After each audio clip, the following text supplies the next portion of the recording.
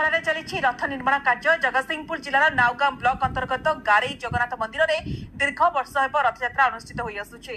रथयात्रा को अल्प दिन बाकी एठारे 3 रथ करा पाराभाड़ी उठिबा कार्य शेष पर्यायर पहुंची पर दधिनौती कार्य संपादन करा बोली कहिसेंती महाराणा सेवक माने। अन्यपटे 3 रथर घोड़ा प्रस्तुत करा सहित रंग कार्य जारी रही। गारे जगन्नाथ मंदिर हेउछि गुप्त क्षेत्र। स्वर्गत बाबा बुधेश्वर दास एही मंदिर प्रतिष्ठा करथिले। एठारे 12 मासरे 13 पर्व पालन करा सहित पुरी जगन्नाथ मंदिर रे जहा नीति करा जाए सही अनुसार एठारे मध्य सही नीतिकांति अनुसार कार्य संपादन करा जाए।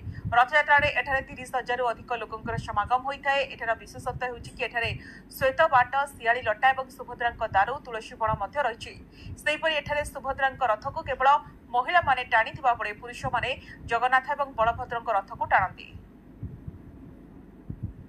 से काम कर तो 9-10 जन मिस्त्री काम कर सब कम हेगा आसीगला आज सब से पारावाड़ी सब उठुच आज से बलभद्र रथ कम आज सजीव से पारावाड़ी उठी सारे दधिनौती कम सर रंग वाला रंग चले घोड़ा कम चलती सब आड़े कम चलती प्राय रथ सब कम सरी एवं दधिनौती कम आमर महाराणा मान कर महाराणा सेवक मैंने जो मैंने कि दधिनौती कम अल्प दिन भितर सरीज एठार जो रथ हुए यार विशेषत्व होमर जो सुभद्रा रथ सेटा को माँ मैंने आमर ये टाणती एवं जगन्नाथ और बलभद्र रथ को आमर जो सेवक अच्छा भक्त मैंने टाणती।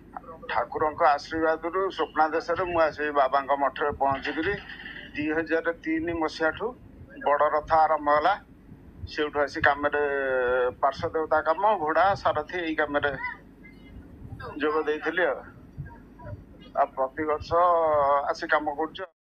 रथयात्रा कार्यक्रम बहुत बड़ धूमधाम करा कारण एठारे जो रथयात्रा सीमित समय पे होता है दिन 2टारू संध्या पर्यंत बहुत अगणन लोक आसती मोर देन जदि अधिका 30 ରୁ 40 हजार 50 हजार लोक पर्यंत जाउछंती पूरा लोकारण हो जाए से लिमिटेड समय पे। हाँ ठाकुरंकर महात्मा अच्छी कारण ये हूँ गुप्त क्षेत्र जोटी जगन्नाथ गुप्त क्षेत्र समस्त गुप्त लीला संपादन करा जाए।